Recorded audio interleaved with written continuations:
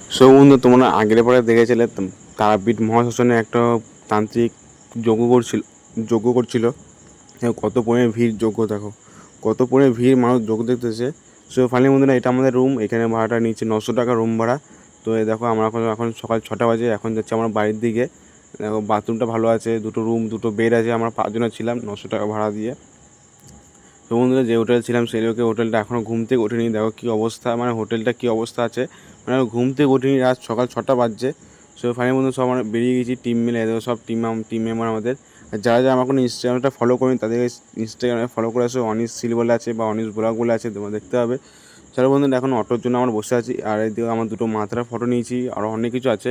এইসব আমরা বন্ধুরা মিলে যাচ্ছি বাড়ির উদ্দেশ্যে। আর বন্ধুরা মিলে এসেছি তারাপীঠে। আর তোমার জাস্ট ভাবো, বন্ধুরা মিলে তারাপীঠে কত পরিমাণ মজা হয়। আর যারা যারা আমার চ্যানেলটা সাবস্ক্রাইব করনি তাদেরকে চ্যানেল সাবস্ক্রাইব করো। আর চলো গাইজ, নেক্সট পার্ট খুবই তাড়াতাড়ি আসছে গাইজ, চলো।